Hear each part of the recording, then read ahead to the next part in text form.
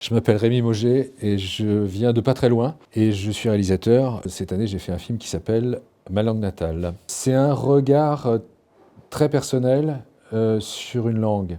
Donc un regard, ça veut dire image. Et c'était pas évident parce qu'une langue, c'est des mots, c'est des voix, mais c'est pas de l'image. Donc l'idée, c'est d'en avoir fait un road trip. Je dis que c'est un film très personnel, mais c'est pas un ego trip pour autant. Mes parents sont un point d'ancrage. Mais je vois beaucoup de monde. Et j'avais envie de voir beaucoup de monde. Donc je sillonne la Normandie et un peu ses environs maritimes à la recherche de ce qui est effectivement ma langue natale. Pas du tout. Non. Pas du tout. Évidemment, ils sont là. Évidemment, ils sont précieux. J'ai un certain âge et mes parents sont très âgés. Et au fil du temps, au fil du tournage, j'ai un producteur qui m'a incité à faire très personnel. Je suis allé vers le très perso, quoi, au fil du film. Ouais. Et c'est évidemment en accumulant des séquences, et puis encore plus au montage, que je me suis dit, oui, évidemment, c'est un hommage à mes parents.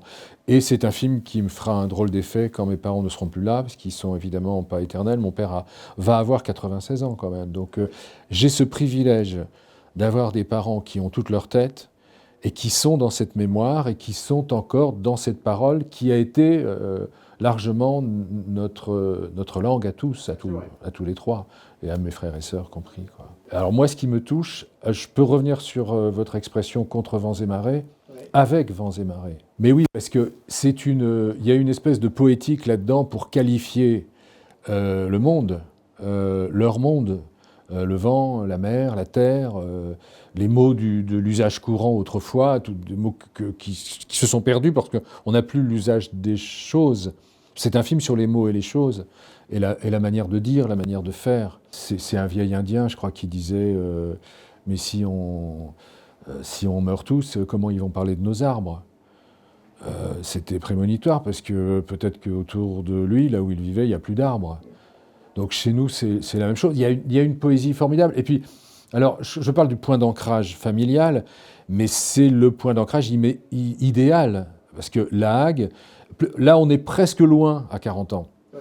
Le cœur, le fief, c'est Bricbec, c'est plus encore La Hague, avec deux personnages formidables qui traversent le film, qui sont les Capel. Ouais. Le premier Capel, E-L, l'autre Capel, 2-L-E, ils n'ont aucune parenté, mais il se trouve que l'un a chanté l'autre. Et c'est des textes formidables. Ils ont une petite part de ce film, mais qui est, à mes oreilles, essentielle. Oui, alors Théo, on l'a fait chanter. C'est sûrement son dernier concert, parce que Théo est un peu fatigué, mais on tenait à enregistrer ça. C'est très long. C'est la captation d'un concert d'1h15, malgré ses tours de mémoire, avec le grand soutien de Jean-Jacques, qui est son musicien et qui est aussi l'auteur de la musique du film. Donc il y a une espèce de communauté là. Bizarrement, vous dites émouvant, pourquoi pas ? C'est une scène qui me plaît beaucoup. Tout ce que je tourne avec Théo, ça me touche et ça me plaît beaucoup. Et c'est pour l'histoire, pour la mémoire, c'est important. Mais la scène dont on me parle le plus, et je ne m'y attendais pas, parce que je connais à peine Margaret, c'est ce que je vais rencontrer à Sercq, avec cette femme qui a plus de 80 ans et qui est la dernière locutrice du Serquier, c'est-à-dire le normand qu'on parle sur son île. Après, il n'y a plus personne. Il y avait Basile, un vieux pêcheur, il y a quelques années, il y avait d'autres gens, mais elle est la dernière. Et ce qu'elle raconte pendant 2 ou 3 minutes est très touchant et très troublant aussi, parce qu'elle a un peu perdu sa langue. Non, c'est un drôle de road trip quand même, parce que ça fait pas youpla boum tout le temps, mais j'en fais pas un film triste pour autant. Non. Alors il faut plein de François Badier. Ouais. Il en faut plein. Il y en a pas. Il n'y en a pas. Et curieusement, il y en a à Jersey. On va à Jersey dans le film et on voit que là, il y a une vraie volonté politique. Alors il y a des moyens, mais depuis plusieurs années, c'est relancé. Et avec des gens qui n'étaient pas locuteurs natifs, contrairement à François. Il y a un petit artifice avec l'appel que je lance ou le petit clin d'œil que je fais avec mes petits-enfants. Ouais. Là, je pense que c'est un peu illusoire. Je pense que j'ai raté quelque chose avec mes propres enfants et je n'aurai peut-être pas le temps de le rattraper avec mes petits-enfants. Je ne l'ai jamais vraiment perdu, mais je reviens, il y a plein de mots qui me reviennent et que j'emploie volontiers depuis 5 ou 10 ans. Le boujou, ça refleurit là. À Caen, on se dit boujou. Ah ouais. Il y a 25 ans, on ne se disait pas boujou à Caen. Oui. 80% du film est fait à l'iPhone. Il y a des magiciens autour de moi qui ont bien arrangé l'image après, le son aussi. Mais j'ai commencé avec un vieux camarade qui, comme le film devenait de plus en plus perso, ben avec son accord, je lui ai dit au revoir. Il aime bien le film, je crois, mais il y a contribué. Mais... Alors, il a été écrit 5 fois. Et au début, c'était moins personnel. Je pensais qu'il pourrait y avoir une version plus longue. Parce que ça, c'est une commande, c'est une coproduction pour la télé. Le format, c'est 52 minutes. Le précédent, j'avais réussi à faire un double 52, qui te fait un film d'1h40. Moi, je suis connu pour avoir fait un film qui s'appelle Paul dans sa vie, qui est aussi un film un 2 x 52. Là, je savais que ça ne pouvait pas tenir sur cette distance. Parce qu'il y a toute une narration, il y a tout un récit qui... la région est peut-être trop petite ou trop peu... il n'y a pas assez de mystère pour tenir. C'est pas l'Amazonie, quoi, la Normandie. Malgré Jersey, Sercq, etc. J'aurais pu aller à Guernesey, j'aurais pu aller ailleurs. Mais je crois pas que j'avais de quoi faire un film beaucoup plus long, quoi. Bon. J'ai une maquette qui était plus longue et dans laquelle on a expurgé beaucoup d'archives, par exemple. J'avais de l'archive, je m'appuyais un peu dessus.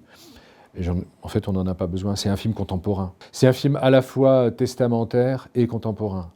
Et un peu nostalgique, mais tendre et joyeux. On me l'a déjà dit. Moi, dans le projet, c'était pas un film tendre et joyeux, mais finalement, ça l'est un peu devenu. J'ai toujours tendance à vouloir instiller ça.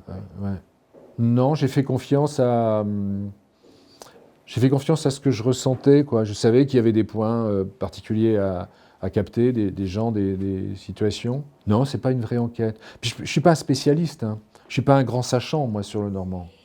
La ligne Jaurès, enfin toute l'histoire, etc. Il faut demander ça à des interlocuteurs du film qui sont dans un camp, entre guillemets, Rémi Pézeril, l'associatif, l'ancien prof qui est sur le terrain toujours et qui croit... L'association Magène ? Ouais. Qui nous a beaucoup aidé pour ce film. À l'origine, c'est une commande de Magène, le film. Puis c'est parti sur autre chose, c'est devenu un film plus personnel. Et puis de l'autre côté, c'est Stéphane Lenné, qui est l'héritier de René Lepelé, qui était une sommité de la linguistique française et normande, quoi. Bah, c'est quelques salles, et puis c'est France 3 aussi. C'est le replay de France 3, donc ça va vivre. Et comme je dis volontiers, c'est un film sur le patrimoine immatériel, mais qui va devenir lui-même un élément de patrimoine. Donc voilà, ça c'est sympa aussi. Enfin, on sent un petit peu utile. C'est Galoué. Bon, c'est Magic Fellini, par exemple. Hein. Je veux dire, on a l'impression qu'il invente le travelling, alors qu'il y en avait avant lui. Mais oui, non, il y a des gens formidables. Comment il s'appelle? Terrence Malick, Les Moissons du ciel, c'est un film magnifique.